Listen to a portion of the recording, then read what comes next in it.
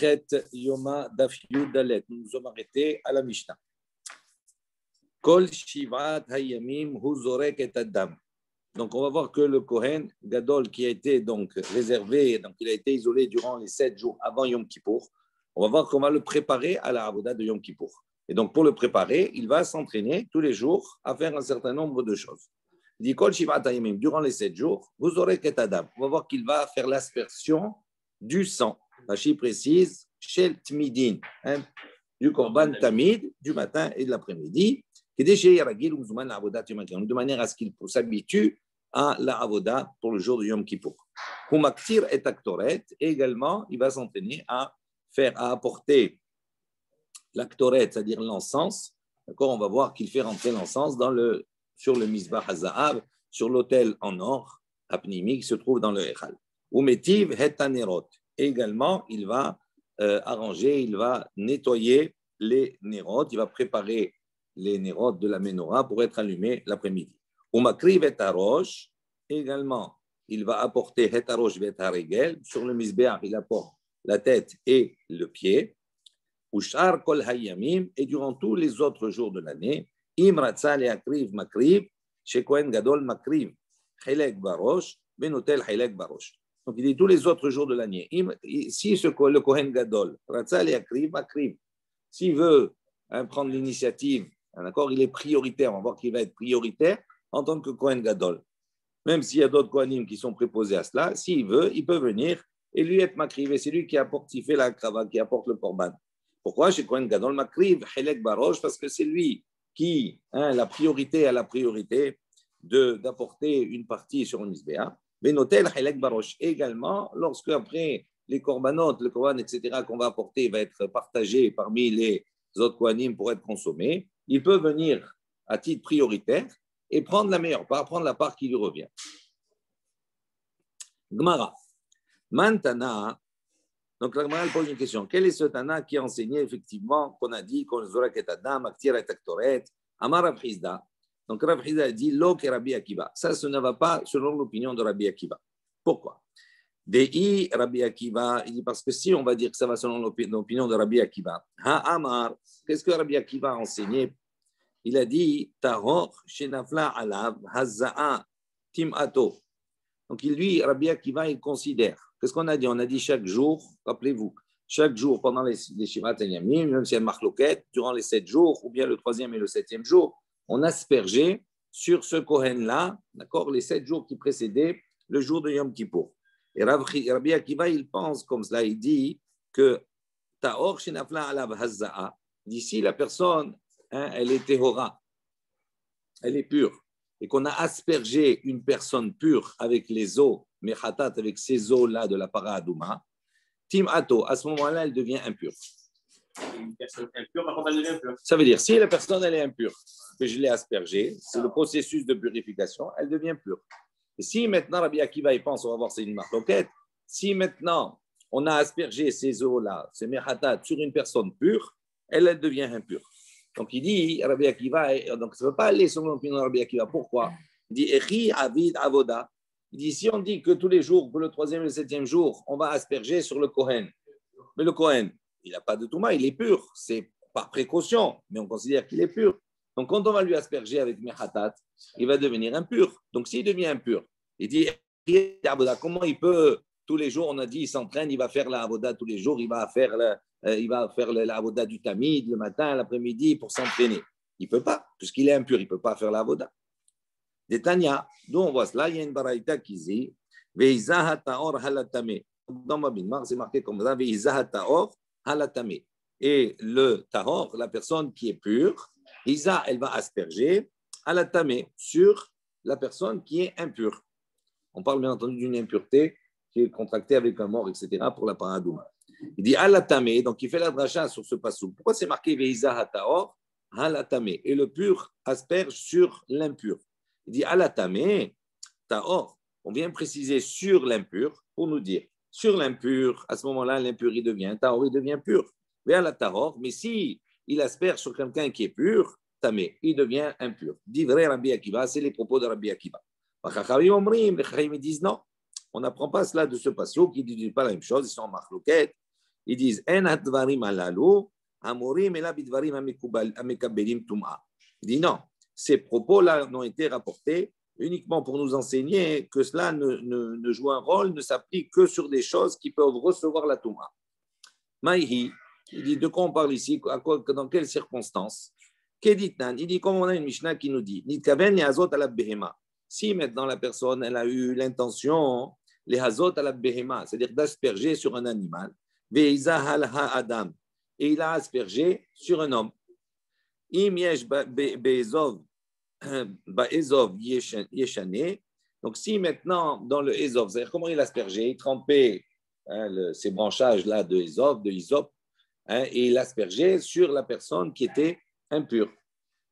Il dit maintenant, il y a un principe. Cette eau-là, mechatat, cette eau, je dois l'utiliser en vue de purification, c'est-à-dire pour asperger sur quelqu'un qui est tamé, qui est impur. On est d'accord? Si maintenant ces eaux, on les a utilisées comme une melacha, c'est-à-dire pour faire un travail qui n'a rien à voir avec la tahara, d'accord, sur quelque chose qui ne nécessite pas d'être aspergé, L'animal, par exemple. L'animal, il dit à ce moment-là, s'il reste sur ce ezov-là, s'il reste encore de l'eau de Mehatat, je n'ai pas le droit de réutiliser cette eau qui reste pour faire une aspersion de tahara, de pureté. C'est-à-dire, elle devient, ces eaux-là qui deviennent pas sous, je ne peux plus les utiliser. Pourquoi? Parce que je les ai utilisées au départ, la première partie qui était sur ces branchages-là, je les ai utilisées pour quelque chose qui n'était pas destiné à la tahara. Donc, dans les mots, regardez ce qu'il dit. Il dit Nit kaven la azot ala behema. S'il avait l'intention de jeter comme cela sur un animal, veiza hala adam. Et en fin de compte, il a aspergé un homme qui était impur. Donc, en fin de compte, la finalité, elle est bonne. Il dit Im yesh ba ezov yeshane. Il dit si maintenant il reste dans le ezov, il reste encore de l'eau, suffisamment d'eau pour pouvoir asperger sur une personne, yeshane, il peut réutiliser cette eau. Il a le droit. Nitkaven les hazot ala adam. En revanche, s'il a eu l'intention d'asperger un homme, veiza hala behema, et qu'il a aspergé en vérité un animal, imyesh ba ezov, s'il y a dans le ezov suffisamment de liquide pour asperger de nouveau, il ne pourra plus utiliser ce liquide-là. Il faut qu'il retrempe de nouveau pour l'utiliser. Il dit Maïtaba de Rabbi Akiva. Donc, avant cela. Donc, on voit ça, c'est l'opinion des Chachaim. Qu'est-ce qu'ils disent les Chachaim? Comme c'est marqué Veiza hataor halatame, il te dit non, ces mechatat-là ne peuvent être utilisés uniquement dans le cas où je vais purifier halatame sur quelqu'un qui est tamé. C'est-à-dire quelqu'un qui est mekabel touma, qui peut recevoir une impureté. Tandis que s'il ne peut pas recevoir d'impureté, à ce moment-là, ces eaux-là, elles sont disqualifiées. Maintenant, on revient. Maïtama de Rabbi Akiva. Quelle est l'opinion de Rabbi Akiva? Nichtov rahamana veiza hataor alav. Donc Rabbi Akiva dit, qu'est-ce qui a marqué dans le pasuk veiza hataor al hatame? Il dit pourquoi on a Rabbi Akiva, il fait une dracha, il explique, il dit pour quelle raison on a eu besoin de dire, la Torah elle a dit veiza hataor al hatame, que le pur il asperge sur l'impur. On n'avait pas besoin de dire halatame. On avait qu'à dire tout simplement, on sait très bien que ça rentre dans un processus, et on aurait dû dire veiza hataor alav. Et le pur doit asperger alav sur lui. Pourquoi halatame? Il dit maï halatame, shmamina halatame taor, pe halataor tame. Il dit donc, puisqu'on a utilisé un mot qui n'était pas nécessaire à ce moment-là, et qu'on précise halatame, pour nous dire le taor va asperger sur le tamé. Le tamé, s'il est tamé, il devient taor. Mais s'il était taor à la base, il devient tamé. Même le moral, il est en plus. Non, pas obligatoirement. Tu asperges sur quelqu'un. C'est normal. Si tu mets rien. Non, c'est comme ça, c'est la phrase. OK? Donc ici, on voit que quoi? Que Rabbi Akiva dit que si maintenant on a aspergé ces mechatat sur quelqu'un qui est taor, il devient tamé. Et donc, s'il devient tamé, donc il ne peut pas faire la avoda. Donc, certainement, notre Mishnah ne va pas selon l'opinion de Rabbi Akiva. Maintenant, on dit les chachamim maintenant. Il dit il dit l'opinion des chachamim, c'est quoi? Il dit non, quand c'est marqué alatamé, ça c'est à propos pour exprimer l'idée qu'on doit verser, on doit asperger sur quelque chose qui est mekabel touma, qui reçoit l'impureté. Il est venu pour nous enseigner cela. Abal, Acha, Kalva Homer, il dit tandis que Ici, on va utiliser un kalvachomer, c'est un raisonnement. Im alatame tahor, il dit si, quand j'asperge sur quelqu'un qui est impur, tahor, il devient pur. Il dit alatahor, la kol sheken, la plus forte raison, si j'asperge sur quelqu'un qui est pur, il est pur. Donc les chachamim ne sont pas du tout d'accord avec l'interprétation du verset et ils sont en machlouket contre Rabbi Akiva. Et Rabbi Akiva, il nous dit qu'Amar Shlomo. Maintenant, Rabbi Akiva, lui, il suit son idée et d'où il apprend. Il dit de Shlomo Ameler. Il dit voilà pourquoi, parce que Shlomo, qu'est-ce qu'il a dit? Amarti erkama vehi rechoka mimeni. Donc Shlomo Ameler, il a dit sur cette mitzvah-là de la paradouma, j'ai dit erkama, j'ai dit je vais essayer de comprendre la sagesse qu'il y a dans cette mitzvah de la paradouma, vehi rechoka mimeni, et malgré ma chokma et ma sagesse, et mes intentions, elle est restée rechoka mimeni, elle est restée loin de moi. Donc il dit, on voit d'ici que quoi? Que ça veut dire elle est restée loin de moi. Jean Rabbi Akiva, il dit c'est quelque chose qui est incompréhensible. Tu me fais un kalvachomer. Si déjà sur un tamé c'est tahor, sur un tahor c'est tahor, à ce moment-là, Shlomo Ameler, il n'aurait pas dit rechoka mimeni. C'est tellement logique, c'est évident. Donc certainement que c'est quelque chose à la base qui en soi est quelque chose qui est incompréhensible. Vera Banan. Donc, et les Chachamim maintenant, qu'est-ce qu'ils font? Et les Chachamim maintenant, qu'est-ce qu'ils font de ce pasouk-là de Shlomo Ameler? Il dit comme cela. Non, il dit ce pasouk que quand Shlomo Ameler a dit, il dit les mazé ou le mazin alav taor venogea baen tamé. Il dit, qu'est-ce qui est incompréhensible, on va dire, dans cette loi en vérité? Il dit, les mazé ou le mazin, d'ici maintenant cette eau, la personne qui est mazé, la personne qui va asperger, ou le mazin, et la personne qui va recevoir les mechatat, alav, donc sur lui, taor. Ces deux personnes-là, taor, elles sont pures. Maintenant, où est l'incompréhension des choses? Il dit, venogea bahem tamé. Mais celui qui va toucher ces eaux de mechatat, tamé, il devient impur. Il dit, c'est ça ce que Shlomo Ameler il a dit quelque part. Il dit, j'ai beau comprendre, je ne suis pas arrivé à comprendre. Pose la question, Oumazé, Tahor, oui. Il n'y a pas le Tahor qui devient tamé. Pour Abanan, non. Le Tahor, il ne devient pas tamé. C'est pour ça qu'on a dit que cette opinion que le Tahor, il devient tamé, c'est que Rabbi Akiva. Et donc, c'est pour ça qu'on a dit, notre Mishnah, elle ne va pas comme l'opinion de Rabbi Akiva. Parce que si elle va selon Rabbi Akiva, si tu asperges le Kohen qui est Tahor, tu le rends tamé. Donc, comment il va faire tous les 7 jours? Il va faire la avoda du tamid. Il ne peut pas faire la avoda puisqu'il est tamé. Donc, pour qu'il s'entraîne et qu'il fasse la avoda tous les jours, il faut qu'il soit tahor. Donc, si, comme il est aspergé, donc certainement, on pense comme les chachamim que même s'il est aspergé, il reste tahor. Oumazé et tahor, on a dit comment? Celui qui asperge tahor, il est pur. Donc, on a dit selon les chachamim, celui qui asperge, celui qui reçoit, il est pur. On dit comment? Celui qui asperge, il est pur. Active. Pourtant, c'est marqué dans le passouk, Umazé mehanida yechabez begadav. Donc, ça, c'est clair dans le verset. C'est marqué Umazé mehanida. Celui qui va asperger ces mehanida, ces mechatat là, yechabez begadav. Il lavera ses vêtements. Donc, il se trempera. Donc, ça veut dire qu'il est tamé. Donc, comment toi, tu m'as dit Mazé, il est taro? Maï Mazé dit non. Ils disent, qu'est-ce que ça veut dire Mazé? De qui on parle quand on dit celui qui asperge? Ce n'est pas celui qui asperge. Il dit Mazé Nogea, c'est celui qui touche. Quand le passouk qui dit Mazé, d'accord, il dit ou Mazé me'anida yechabez vegadav, selon la première démarche qu'on a nous ici, le Mazé c'est qui? C'est le Nogea, celui qui touche. D'accord, ça va être la question de la Gemara. Il dit Ve'active Mazé, Ve'active Nogea. Il dit mais ça ne peut pas marcher ta réponse là, de dire que le Mazé, celui qui asperge, en vérité on ne parle pas de celui qui asperge, mais on parle de celui qui touche.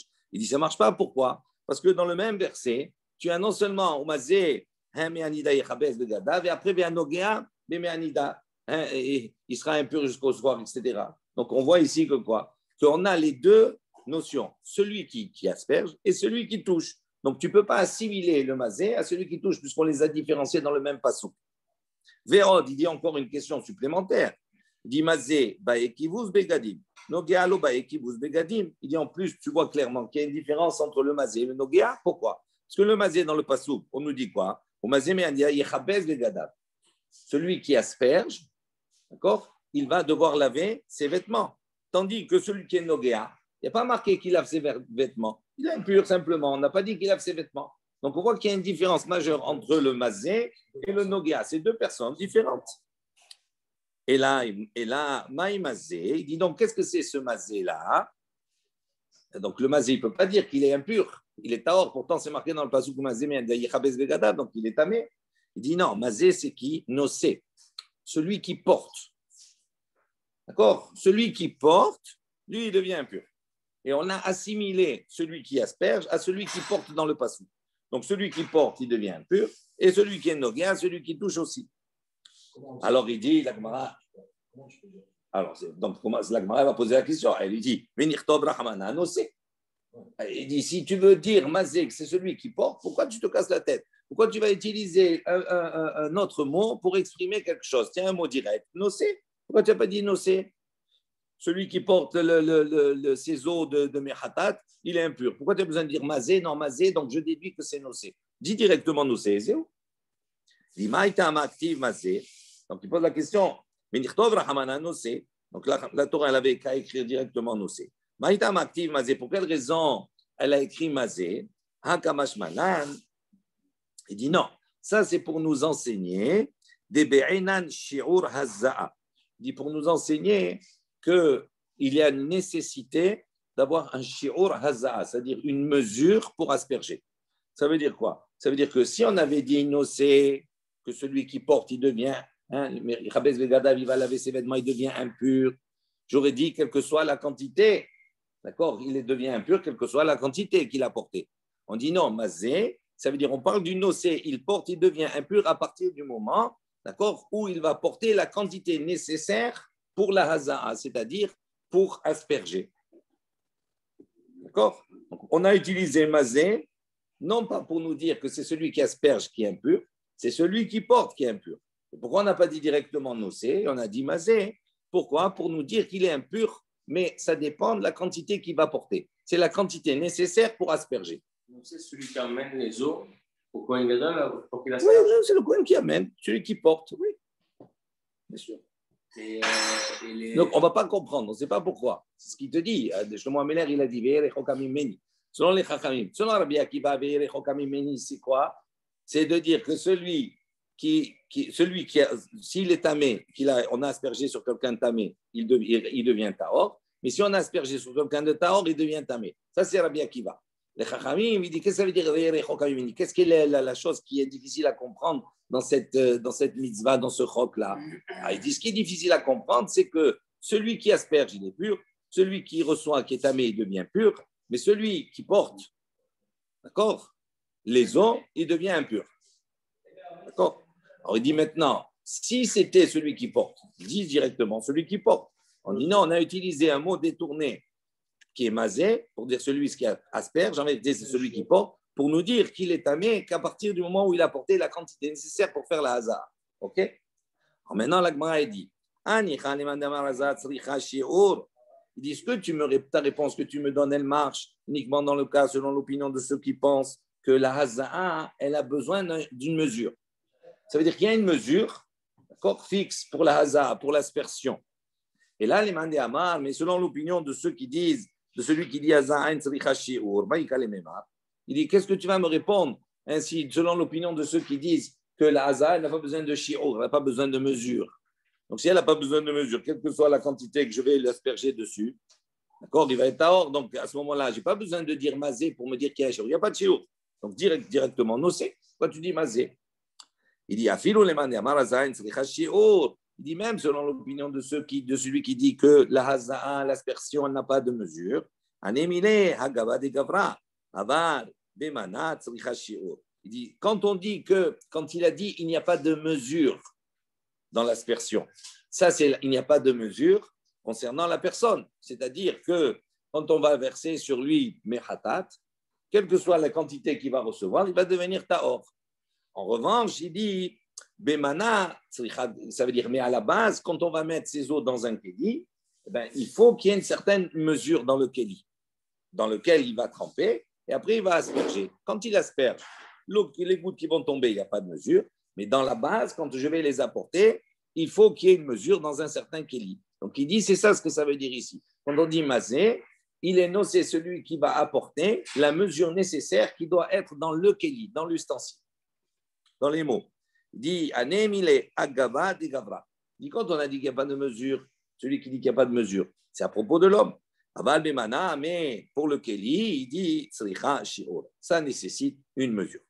Dit nan, comme on voit une Mishnah qui nous dit, kama yehe ba'en, veillez kede haza'a. Il dit combien donc doit-il y avoir de mesures, de quantité d'eau dans le kéli pour qu'il y ait une haza'a, qu'il y ait une aspersion qui soit faite. Kede she'itbol, c'est la quantité suffisante pour qu'il puisse tremper, racher, giv'onim, les extrémités, la tête de ce ésov là, de ces branches, de ces giv'olim, de ces tiges. Veillazé, et donc il y a une quantité suffisante pour tremper, et après, avec cette eau qu'il va récupérer dans ses branchages, il va asperger, veillazé et asperger sur la personne. Donc on voit qu'il y a une quantité nécessaire, minimale, d'accord, dans le kéli. Abaye Amar, donc jusque-là, on a vu quoi? On a dit, apparemment, on a une proposition de dire que notre Mishnah ne peut pas aller selon l'opinion de Rabbi Akiva. Pourquoi? Rabbi Akiva, Rabbi Akiva, il dit quoi? Il dit que la particularité de ces mechatat, c'est que la personne qui asperge, d'accord, si la personne qui est tamée, qui est reçue, donc elle devient pure, et la personne qui a aspergé, la personne qui était pure, elle devient impure. Et donc, comme Rabbi Akiva, il dit comme cela, si j'asperge ces eaux sur un Kohen en préparation qui est censé être pur, donc il devient impur et après il ne pourra pas faire sa avoda, d'accord, durant la journée. Donc ça, c'est la marloquette. Donc si on dit comme ça pour Rabbi Akiva, ça ne peut pas aller selon notre Mishnah. Première proposition. Abaye Amar Rabbi dit non. Afilu Tema Rabbi Akiva. Il dit non, tu peux même dire que notre Mishnah suit l'opinion de Rabbi Akiva. Comment c'est possible? David avoda kule yoma. On parle dans une situation où ce Kohen, chaque jour, tous les jours, le premier jour, donc il va faire sa avoda toute la journée. Le tamid, il va s'entraîner. Ulfania, et lorsqu'arrive le soir, Madou ala, aléa, allez, vetavil, ve'avid ha'erev ha'shemesh. Il dit à ce moment-là, à la fin de journée, avant la nuit, ils vont asperger sur lui, une fois qu'il a fini sa avoda, et après Tavil, il va se tremper au mikvé, ve'avid ha'erev ha'shemesh, et après le soir, il va venir, et il va devenir de nouveau pur pour le lendemain. Donc, ça pose plus de questions. Ça pose plus de questions, même selon l'opinion de Rabbi Akiva. On a trouvé une solution. Nous, on a pensé que au début de la journée, ils vont asperger sur lui. Et si tu dis comme ça ne marche pas pour Rabbi Akiva, effectivement. Tu dis non, on n'a pas précisé à quel moment. On a dit, fais ça à Voda dans la journée.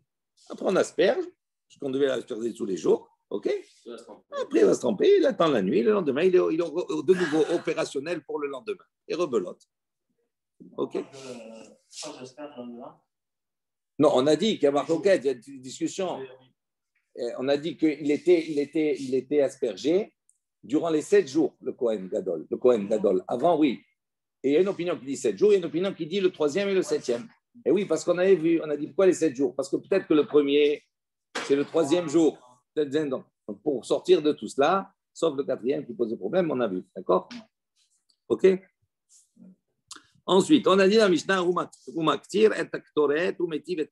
donc on a dit dans son entraînement, il est maktir et aktoret, il va donc faire brûler les encens, et après metiv et tanerot, et après il va donc nettoyer et tanerot, les veilleuses, les lumières de la menorah. Donc ça, c'est ce qu'on avait dit dans Mishnah. Alma, donc on peut déduire d'ici, Toret beresha, be'adar nerot. Donc puisqu'on a donné cet ordre dans la Mishnah, ça sous-entendrait que qu'est-ce qu'il faisait dans le seder, dans son seder de la Avoda, chaque jour, pour le tamid. On sait que quand on apportait le korban tamid, également, on faisait brûler tous les matins et tous les après-midi de l'encens. D'accord? Il dit, et on allumait les nérotes le soir. Donc, il dit, on apporte ketoret beresha. Donc, ça sous-entend qu'on apportait d'abord l'encens, faisait brûler l'encens, et après, on allumait les nérotes. On s'occupait, en tout cas pas allumé, puisqu'il les préparait, c'est le matin, il préparait, il nettoyait les nérotes. Ormin, on vient objecter. Alors, on va voir ici qu'il y avait, ça c'est une Mishnah dans Tamid. Tamid, on explique également, d'accord, tout le processus des corbanotes et le kohanim, etc., etc. Et là-bas, on sait que, par exemple, les kohanim qui étaient en poste pour la semaine, pour la journée, tout ça, il y avait, c'est-à-dire il y avait un tirage au sort. On tirait au sort les différentes fonctions, les travaux, la avoda qu'il fallait être fait de faire dans la journée. Alors, donc, il a dit, celui qui avait le mérite, et donc qui avait été tiré au sort, Bedishun Misbach Apenimi, pour nettoyer Misbach Apenimi, les cendres qui se trouvaient sur l'autel intérieur. Misbach Razzaab, où on faisait brûler la Ketoret. C'est dans le Echal. Non. Non. Non, le Misbach Apenimi, était dans le Echal. Dans le Echal, il y avait Shulchan, il y avait la Menorah, et il y avait le Misbach Razzaab. Tu avais le Oulam, après tu rentrais dans le Echal. Et après, il y avait la parapet, et après, tu rentrais dans le Kodesh HaKodashim. Donc, il dit, donc, Meshizachra, celui qui avait le mérite, qui a été tiré au sort, Bedishon Misbah Apenimi. Donc, on donne un ordre. D'abord, il y a le nettoyage de l'autel intérieur, ou Meshizachra Bam Menorah, et après, celui qui avait le mérite, d'accord, de la Menorah, de nettoyer la Menorah, ou Meshizachra Bakitoret, et après, celui qui avait le mérite, d'accord, qui a été tiré au sort de la Ketoret pour faire brûler l'encens. Donc, on voit ici que quoi? Qu'on a ici, dans cet ordre-là, dans ma Sechet Tamid, on a d'abord la Menorah et après, on a la Ketoret. Donc, c'est ça le Urminu, c'est-à-dire on a voilà, un listing qui n'est pas le même, on a à l'envers. Amar Ravuna, il répond, il dit, Man Tana, Tamid, il dit non, quel est le Tana, l'enseignant là-bas de Tamid, qui est l'auteur de cette Masechet Tamid? Il dit, Rabbi Shimon ish hamitzpahu. Il dit, c'est Rabbi Shimon min hamitzpahu. Donc, on sous-entend ici qu'il y a une différence, d'accord, entre Rabbi Shimon min hamitzpahu dans Tamid, qui donne un ordre, et ici, nous, c'est d'autres Chachamim qui sont contraires à Rabbi Shimon ben hamitzpahu, d'accord, qui eux donnent, ish hamitzpahu, pardon, qui eux donnent un autre ordre. Et donc, on résout le problème de cette manière-là. Il dit, Vei pecha. Il dit pourtant on a un enseignement qui est contraire à cela. Donc ça veut dire nous à la base, retenez, qu'est-ce qu'on veut faire? On veut attribuer Tamid à Rabbi Shimon, d'accord, Hisha Mitzpah. On veut attribuer Tamid, cet enseignement, à cet auteur-là. Donc comme c'est cet auteur, il est contraire à l'auteur de notre Mishnah dans Yoma. Donc il y a une contradiction, on comprend la contradiction parce que ce n'est pas les mêmes auteurs. Maintenant, la Gemara, elle dit, elle va trouver un texte dans Tamid aussi, d'accord, où on va voir qu'il est contraire à l'opinion de Rabbi Shimon ben Hamitzpah. Donc, si tu me dis que l'auteur c'est de Tamid, c'est Rabbi Shimon ben Hamitzpah, donc ça voudrait dire que on va trouver tous les enseignements qui sont marqués là-bas sont en accord avec ses propres enseignements. Et là, on va s'apercevoir que non. Et donc, on va poser un problème. Il dit, pourtant on a l'inverse qu'on a entendu. Ditnan, comme on a une Mishnah qui dit, Balo lekeren mizrahit sfonit. Alors, lorsque on faisait l'aspersion, le zrikat adam, quand on apportait des korbanot, ola, etc., tout cela, il y avait différentes manières de faire zrikat adam, d'asperger le sang. D'accord? Il y avait des korbanot où on devait asperger le sang sur chaque partie du misbéar de l'autel. Le misbéar qui était à l'extérieur, juste pour rappel, on prend quelques minutes, mais c'est important. Le misbéar, il était positionné, d'accord, sud-nord. Le keves, la pente qui est montée vers le misbéar, il était sur le côté sud. On a dit que le misbéar, à sa base, il avait un yesod, il avait une base qui entourait le misbéar, d'accord, mais elle entourait pas la totalité du misbéar. La partie sud-est, il n'y avait pas de yesod. Pourquoi? Parce que c'est cette partie, on avait vu dans la Gemara, qui fait partie de la bande, de la partie qui appartenait à Yehuda. On a dit que ce n'était pas dans le Chelek de Binyamin. Donc, juste cette partie de l'angle sud-est, il n'y avait pas de Yesod. Maintenant, quand on faisait Zrikat Adam, pour le Ola, et on faisait Zrikat Adam pour le Tamid, on va voir, eh bien, on aspergeait sur les parties où il y avait le Yesod. Maintenant, il y a certains corbanotes où on devait asperger sur chaque partie. D'accord? Donc, c'était un carré comme ça. Donc, il y avait le côté sud, le côté ouest, le côté nord, le côté ouest, etc. Du misbéar, je parle. D'accord? Et il y avait d'autres corbanotes où on apportait ce qu'on appelle shtaim she'en arba. C'est-à-dire qu'on aspergeait dans l'angle, et quand on aspergeait dans l'angle, ça touchait les deux parties. Tu faisais d'un coup, tu faisais deux. D'accord? Et on faisait shtaim she'en arba. C'est-à-dire, tu te rappelles ça, on avait vu dans oui, il y avait aussi dans Zvachim, on avait vu, etc. D'accord? Donc, il y a ce principe-là. Alors maintenant, qu'est-ce qu'on dit ici? Donc, le coin, il venait, les keren mizrahit sfonit. Il commençait par l'angle mizrahit sfonit, c'est-à-dire nord-est. Donc, nord-est. Donc, il y avait le yesod là-bas. Noten, après Noten mizrachat safona, donc il aspergeait dans l'angle, de manière à ce que le sang aille à l'est, ouais, et au nord. D'accord? Donc, il faisait d'une pierre deux coups, entre guillemets. Ensuite, il allait à son opposé, c'est-à-dire la akhlakson, c'est-à-dire la diagonale, ma'aravit dromid. Il allait dans le sud-ouest. Noten ma'arava droma. Et il mettait dans l'angle, d'accord, de manière à ce que ça touche les deux parties, l'ouest et le sud. Donc, il touchait les quatre pans du misber de cette manière-là.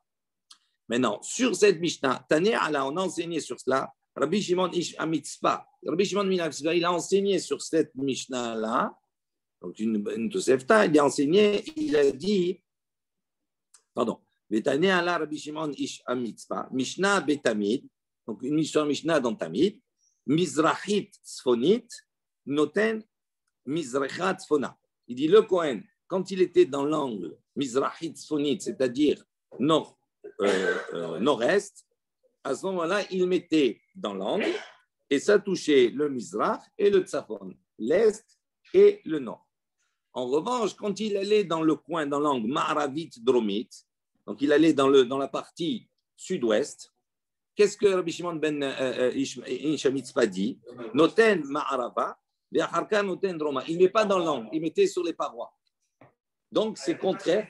Non, il ne faisait pas comme ça. Un oui, et l'autre, il mettait sur les pans, sur les parois. Donc, il ne mettait pas dans l'angle. Donc, on voit que ici, Rabbi Shimon Ish Amitzpa, d'accord, il est contraire, son opinion est contraire à la Mishnah qui est marquée dans Tamid. Donc, si lui, il est l'auteur de Tamid, il n'y aurait pas un enseignement dans Tamid qui est contraire à son propre enseignement s'il est l'auteur. Donc, c'est pour ça qu'il dit Ipecha. C'est pour ça qu'il dit non, c'est le contraire. Ce n'est pas possible de dire comme ça. Et là, Amar Rabbi Yochanan, donc sur ce, Rabbi Yochanan, il répond, il dit, Mantana, Seder Yoma. Il dit, donc Rabbi Yochanan, il corrige. Il dit, non, quel est le Tana qui est l'auteur de Seder Yoma? Il dit, c'est Rabbi Shimon Ish HaMitzpah. C'est Rabbi Shimon Min HaMitzpah, ou? D'accord? Et donc, et l'autre, c'est un autre auteur, et de cette manière, il n'y a plus de contradiction. On continue. Verame, Seder Yoma, Seder Yoma. Il dit, maintenant, il y a une question également qui se pose. Là, on avait opposé Tamid et Yoma à propos de l'ordre. Est-ce que d'abord, on s'occupe de la Ménorah après de la Haktara, c'est-à-dire après des encens, ou inversement? Et donc, on a répondu à la question en disant que dans Yoma, l'auteur, c'est Rabbi Shimon Ish Amitzpa, et dans Tamid, c'est un autre auteur. Donc, c'est pour ça qu'il y a une controverse. Maintenant, on va voir ici Ramé Seder Yoma, Seder Yoma. On va voir qu'il y a également une objection de Yoma sur Yoma. On va trouver un problème dans Yoma lui-même. Dites-nan, d'où on voit, il y a une Mishnah comme ça dans Yoma qui dit comme ça.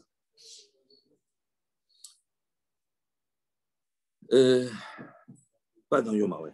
Il dit comme ça, Payes Hacheni, le deuxième tirage au sort. Mi Shochet, donc le deuxième, on va choisir. Mi Shochet, qui va faire la shrita? Mi Zorek, qui va faire l'aspersion du sang? Mi Medachen, Misbah Hapenimi, qui est-ce qui va débarrasser, d'accord, de ses cendres, l'autel intérieur? Ou Mi Medachen et Menorah, et qui va débarrasser, va enlever les cendres également de la Menorah? Ou Mi Maale Evarim la Keves, et qui également va faire monter sur le Keves. On avait vu d'abord certains membres du Tamid, on les posait d'abord sur la pente qui monte vers le Misbéa. Ça, c'est l'ordre du deuxième tirage. Le troisième tirage, donc on disait aux Kohanim qui n'avaient pas encore fait l'actoret, parce que l'actoret, c'est quelque chose qui enrichissait, Et donc, c'est pas, on n'utilisait pas toujours les mêmes kohanim. Donc, on disait celui qui n'a pas eu la chance encore de faire la Ktoret, qui vienne, d'accord, pour faire la Ktoret. C'était une grande ségoula. Je ne sais pas si Rashi dit quelque chose. Qu'est-ce qu'il dit Rashi alors? Chadashim, kohanim shelo iktiru Ktoret mimehem. Donc, il dit les kohanim qui n'ont jamais apporté de leur vie la Ktoret, ils se réunissaient tous, les Khan, les Gora, la Ktoret, pour être tirés au sort.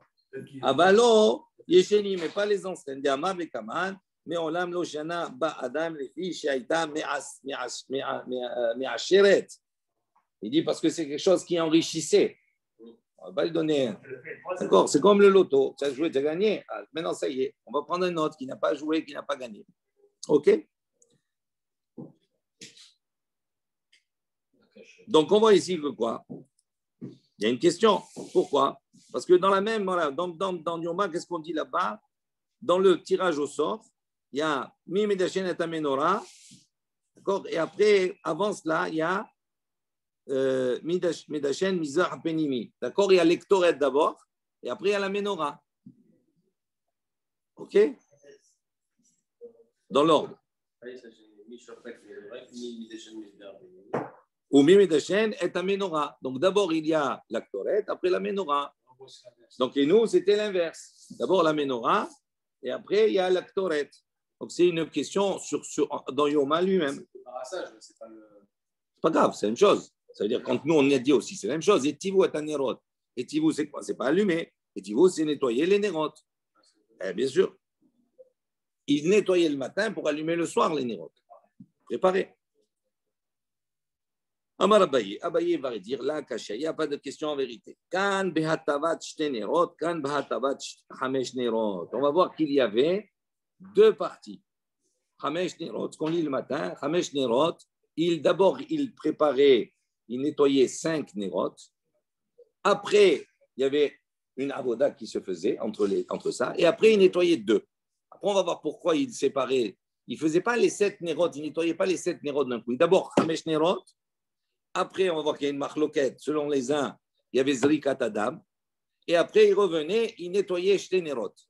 Selon ce qu'on va voir ici, Hamesh Nerot. Après, il faisait la Ktoret. Et après, il faisait les 2 Nerot qui restaient. Voilà. Alors, ils disent à ce moment-là, il n'y a pas de problème, il n'y a plus de question. C'est même dans la même Gemara.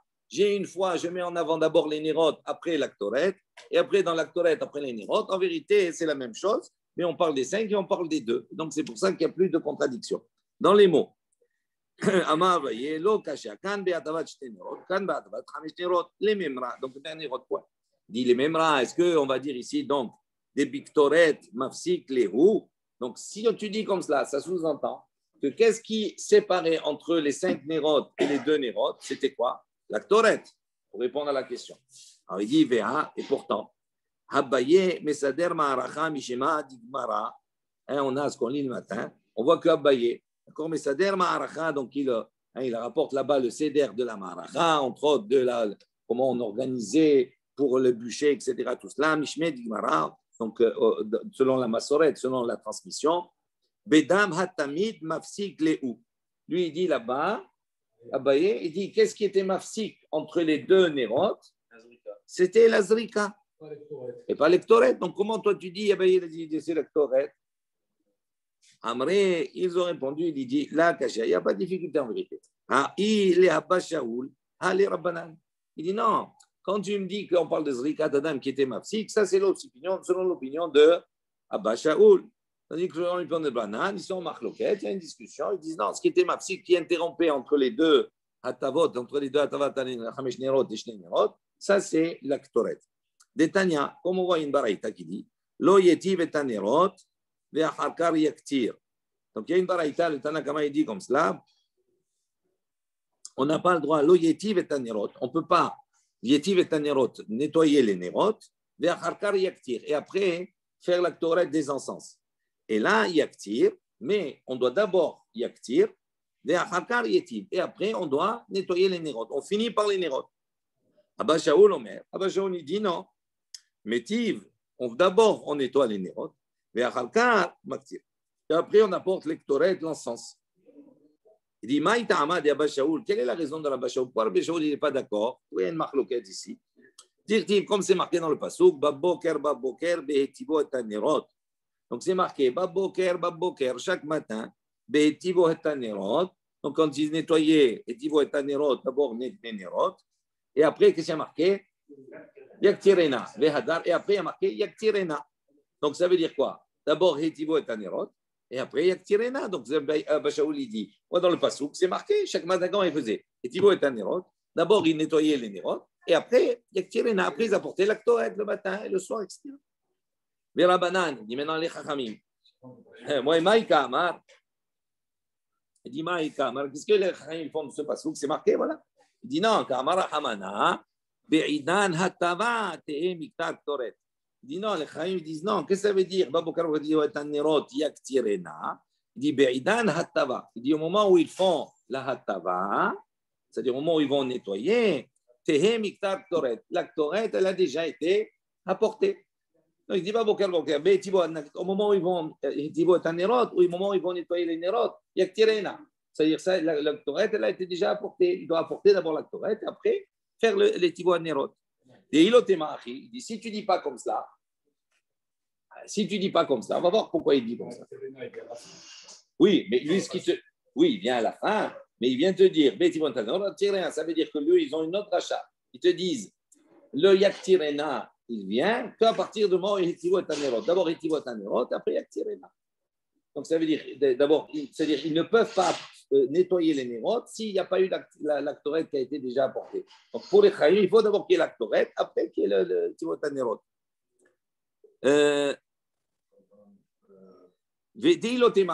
Si tu ne dis pas comme cela, attends, d'abord, ils vont prouver. Parce que c'est tout problématique. Il est placé après. Alors, comment, s'il est placé après, ça veut dire qu'il vient après normalement. Et eux, ils disent non. Eh bien, c'est ça ce qu'il te dit. Il te dit, quand on dit Be'idan Hatava, quand le pasuk dit Behetivo et Tanerot, c'est-à-dire dans la Hatava, il y a Tirena. Ça veut dire, eux, ils te disent que la Torah, elle doit venir avant les Hetivo et Tanerot. C'est-à-dire, pendant que Be'idina. C'est-à-dire, au moment où je vais nettoyer les Nerot, il y a la Torah, elle doit être là. Donc, ça veut dire quoi, elle doit être là? Ça veut dire qu'elle a déjà été apportée. Eh oui. Eh oui. Be'idan hatava, tehe miktar ketoret. Il dit, deilo temachi. Pourquoi si tu ne dis pas comme cela? Ben arbaim, pour l'après-midi, parce qu'il y avait le matin, et il y avait l'après-midi. Donc, pour l'après-midi, qu'est-ce qui a marqué là-bas? On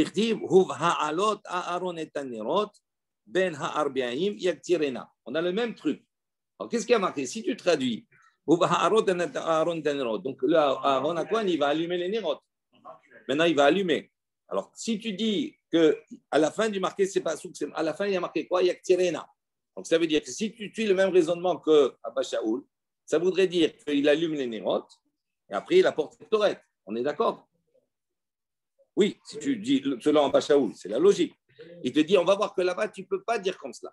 Que le Yaktirena là-bas, tu es obligé de dire qu'il est positionné avant que l'action, la avoda qui est la dernière, c'est quoi? C'est le fait d'allumer les nérotes. Pourquoi? Achinami de Beresha Madlik Nerot, Vehadar Maktir Ketoret. Il dit là-bas aussi, d'abord, Beresha Madlik Nerot, d'abord on allume les nérotes. Et après, après tu fais la Torah de Ben Arbaïm. Si tu vas dire comme cela, comme Abba Shaoul, Nami, Tanya, il dit, pourtant, voilà, il y a une baraïta qui est claire qui dit, Me'erev ad boker. Qu'est-ce que ça veut dire le pasuk? Me'erev ad boker. C'est marqué la barachi dit Me'erev ad boker ben Nerot. À propos des Nerot, c'est écrit Ya'aroch oto ha'aron u banav. D'accord? Me'erev ad boker. Ça veut dire là-bas, il y a marqué le pasuk Ya'aroch oto Aaron et banav. Aaron et ses enfants, Ya'aroch oto. Ils vont les préparer, les allumer. Me'erev ad boker. Et ces Nerot est resté allumé du soir jusqu'au matin, toute la nuit. Il dit, la Braïta, elle fait la dracha. Elle dit comme ça, Me'erev ad boker. Ça veut dire quoi? Du soir jusqu'au matin. Ten la amidata. Tu dois lui donner une mesure. De manière à ce qu'elle reste allumée toute la nuit. Me'erev ad boker. Du soir jusqu'au matin. Davar acher, le même braïta, il dit un autre enseignement qu'on apprend de ce passouk, de Me'erev ad Boker. Me'erev ad Boker, en lecha avoda shikshera Me'erev ad Boker. Et la zo bilvad. Il t'apprend ici qu'il n'y avait pas, d'accord, une autre avoda kshera, d'accord, qui se faisait du soir jusqu'au matin, uniquement celle-là. Donc, ça veut dire que c'était, il n'y a rien après. Donc, ça veut dire que c'est elle qui finissait. Donc, il a Maïka Amar Hamana. Donc, comment tu vas comprendre le passouk? Mais Erev al-Boker, c'est marqué là-bas. Uvahalot Aaron et Anerot ben Nahar Baim Yaktirena. Donc, il y a d'abord les Nerot et après Yaktirena. Alors, comment tu vas comprendre Yaktirena là-bas? Si tu la braïta sur le passouk, mais Erev al-Boker, tu apprends que la dernière avoda qui se fait, c'est la Lakat Nerot. Donc, ça veut dire que la Ktoret, elle vient avant. Donc, comment tu vas comprendre, associer les deux psukim? Il dit. Et là, Maïka Amar Rahmana, il dit comme cela, Be'idan Hadlaka, Te'e mitak toret.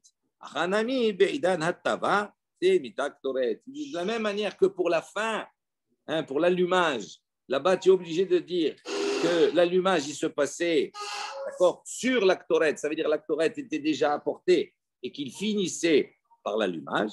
Donc, il dit, puisqu'on a le même modèle dans le passou concernant Hattava Tanerot, c'est-à-dire la préparation des Nerot, le nettoyage de ces nérotes là, il dit le nettoyage il se faisait après l'actorette, après qu'on ait apporté l'encens. Ça c'est la démonstration des Chachamim. Ok? Eh oui. Maintenant on se retourne. Et Abba Shaoul, lui comment il comprend? C'est clair dans le passouk de l'allumage à la fin. Il ne peut pas interpréter et dire qu'on faisait après. Alors comment lui là-bas, comment il peut, dans un cas pour la Hatavat Nerot, pour la préparation des Nerot, il dit Yaktirena, ça veut dire qu'il considère que l'encens il vient après l'allumage.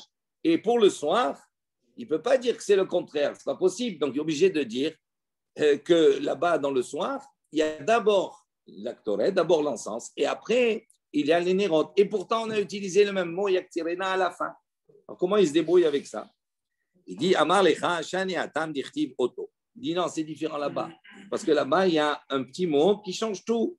Il dit Oto, c'est marqué là-bas, il y a Aroch Oto. Haaron ou Banav, mais Erevat Boker. Il dit comme c'est marqué Oto, ça veut dire que là-bas, c'est pour l'allumage, c'est spécifique. D'abord, il y a ces 7 éléments-là qui doivent venir en dernier. Il dit mais le matin, dans la préparation, c'est pas dérangeant. Comme le passouk, ça veut dire d'abord il y a le numéro et après il y a l'actorette. Voilà, on va s'arrêter ici. Baruch Adonai Le'olam, Amen ve'Amen.